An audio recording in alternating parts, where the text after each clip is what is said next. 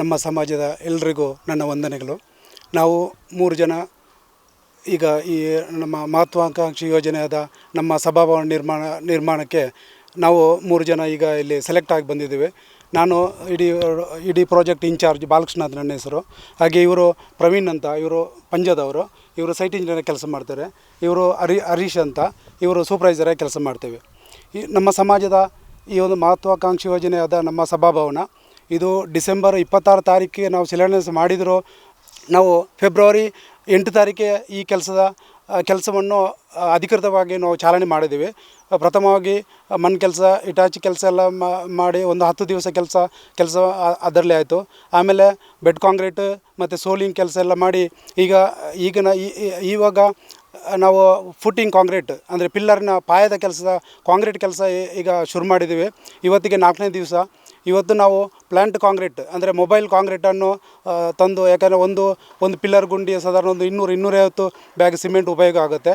ಅದಕ್ಕಾಗಿ ನಮ್ಮ ಜನಗಳಿಂದ ಮಾಡಲಿಕ್ಕೆ ಕಷ್ಟ ಅಂತ ಹೇಳ್ಕೊಂಡು ನಾವು ಪ್ಲ್ಯಾಂಟ್ ಕಾಂಕ್ರೀಟನ್ನು ಇಷ್ಟೊತ್ತಿಗೆ ಈಗ ಶುರು ಮಾಡಲಿಕ್ಕೆಲ್ಲ ರೆಡಿ ಮಾಡ್ತಾಯಿದ್ದಾರೆ. ನೀವು ಸಮಾಜದವರು ಎಲ್ಲ ಮನೆ ಭೇಟಿ ಮಾಡಿ, ಎಲ್ಲ ಗ್ರಾಮದವರು ಎಲ್ಲ ಪದಾಧಿಕಾರಿಗಳು ಸೇರಿಕೊಂಡು ಅದಕ್ಕೆ ಬೇಕಾಗುವಂಥ ದೇಣಿಗೆಯನ್ನು ನೀವು ಎಲ್ಲ ಮನೆಗೆ ಭೇಟಿ ಮಾಡಿ ಅದಕ್ಕೆ ಕಲೆಕ್ಷನ್ ಮಾಡಿಕೊಟ್ರೆ ನೀವು ನೆನೆಸಿದಾಗೆ 1 ವರ್ಷದಲ್ಲಿ ನಮ್ಮ ಅಧ್ಯಕ್ಷರು ಕೂಡ ಹೇಳಿದ್ದಾರೆ, 1 ವರ್ಷದಲ್ಲಿ ನಾನು ಕೆಲಸವನ್ನು ನಿಮಗೆ ಮಾಡಿಕೊಡ್ತೇವೆ ಅಂತ ಭರವಸೆ ಕೊಟ್ಟಿದ್ದಾರೆ. ಅದೇ ಥರ ಅದೇ ಒಂದು ಸ್ಪಿರಿಟಲ್ಲಿ ನಾವು ಈಗ ಈ ಪ್ರಾಜೆಕ್ಟ್ ಕೆಲಸ ಶುರು ಮಾಡಿದ್ದೀವಿ. ನಿಮಗೆ 1 ವರ್ಷದಲ್ಲಿ ನಮಗೆ ಕೆಲಸವನ್ನು ಮಾಡಿ ಕೊಡ್ತೇವೆ ಅಂತ ಭರವಸೆ ಕೊಡ್ತೀವಿ. ಕಡಬ ತಾಲೂಕು ಒಕ್ಕಲಿಗೌಡ ಸಂಘದ ಉಪಾಧ್ಯಕ್ಷ ತಮ್ಮಯ್ಯಗೌಡ ನಾನು. ತಮಗೆಲ್ಲರಿಗೂ ಗೊತ್ತಿರುವ ಹಾಗೆ ಕಳೆದ ಡಿಸೆಂಬರ್ ತಿಂಗಳಲ್ಲಿ ಅಂದರೆ 2023 ಡಿಸೆಂಬರ್ ತಿಂಗಳಲ್ಲಿ ಭಾಳ ಅದ್ಧೂರಿಯಾಗಿ ನಾವು ಶಿಲಾನ್ಯಾಸ ಕಾರ್ಯಕ್ರಮವನ್ನು ಮಾಡಿದ್ದೇವೆ. ಮತ್ತು ಆಗ ಜನರಿಗೆಲ್ಲ ಮಾತು ಕೊಟ್ಟಿದ್ದೇವೆ. ನಮ್ಮ ಇಡೀ ತಾಲೂಕಿನ ಎಲ್ಲ ಗ್ರಾಮದ ನಮ್ಮ ಪದಾಧಿಕಾರಿಗಳಿಗೆ ಹಾಗೂ ಮತ್ತು ಬಂದಿರತಕ್ಕಂಥ ಮಹಾಜನತೆಗೆ ನಾವು ಮಾತು ಕೊಟ್ಟ ಪ್ರಕಾರ 1 ವರ್ಷದೊಳಗೆ ಈ ಸಮುದಾಯ ಭವನವನ್ನು ಎದ್ದು ನಿಲ್ಲಿಸಬೇಕು ಅನ್ನುವಂತಹ ಒಂದು ನಿಟ್ಟಿನಲ್ಲಿ ದೃಢ ನಿರ್ಧಾರದಿಂದ ಈಗ ಕೆಲಸಗಳು ನಡೀತಾ ಇವೆ. ಬಹುಶಃ ಬಹಳ ಖುಷಿ ಅನ್ನಿಸ್ತದೆ. ಒಂದು 4-5 ತಿಂಗಳಲ್ಲಿ ಆಗುವಂಥ ಕೆಲಸ ಈಗ ಒಂದು 2 ತಿಂಗಳಲ್ಲಿ ಮುಗಿತಿರುವಂಥದ್ದು ನೋಡುವಾಗ ಭಾಳ ಖುಷಿ ಅನ್ನಿಸ್ತದೆ. ಇದರ ನೇತೃತ್ವವನ್ನು ಇಲ್ಲಿ ಇಂಜಿನಿಯರಿಂಗ್ ನೇತೃತ್ವವನ್ನು ವಹಿಸಿಕೊಂಡವರು ನಮ್ಮ ಹತ್ತಿರದ ಸಂಬಂಧಿ ಮಾತ್ರ ಅಲ್ಲ, ಕೋಡಿಂಬಾಳದಿಂದ ಸುಮಾರು 50 ಸ್ಥಾಪಕ ಸದಸ್ಯರನ್ನು ಮಾಡುವುದರ ಮೂಲಕ ಅದನ್ನು ₹1/2 ಕೋಟಿ ರೂಪಾಯಿಯನ್ನು ಈ ಒಂದು ಆಸ್ತಿಗೆ ಒಂದು ಭಾಗವಾಗಿ ಆ ಕೋಡಿಂಬಾಳದವರನ್ನು ಮಾಡಿಕೊಟ್ಟದರಲ್ಲಿ ಅವರದ್ದು ಶ್ರಮ ಇದೆ.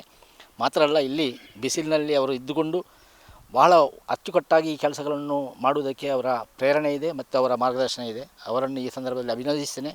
ಜೊತೆಗೆ ನಮ್ಮ ಸುರೇಶರು ಅವರು ಮಂಗಳೂರಿನಲ್ಲಿದ್ದರೂ ಕೂಡ ನಮ್ಮ ಅಧ್ಯಕ್ಷರು ಬಂದು ಇದನ್ನು ನೋಡಿಕೊಂಡು ಈ ಉಸ್ತುವಾರಿಯನ್ನು ನೋಡಿಕೊಳ್ತಾ ಇದ್ದಾರೆ. ಒಳ್ಳೆಯ ರೀತಿಯಲ್ಲಿ ನಡೀತಾ ಉಂಟು. ಬಹುಶಃ ನಾನಿಷ್ಟೇ ಹೇಳುವಂಥದ್ದು, ನಮ್ಮ ಕಡಬ ತಾಲೂಕಿನ ಮಹಾಜನತೆ ಅಂದರೆ ನಮ್ಮ ಸಮುದಾಯದವರು ಎಲ್ಲರೂ ಅರ್ಥ ಮಾಡಿಕೊಳ್ಬೇಕು. ಸುಮಾರು 18,000 ಮನೆಗಳಿವೆ ನಮ್ಮ ಸಮುದಾಯದವರದ್ದು.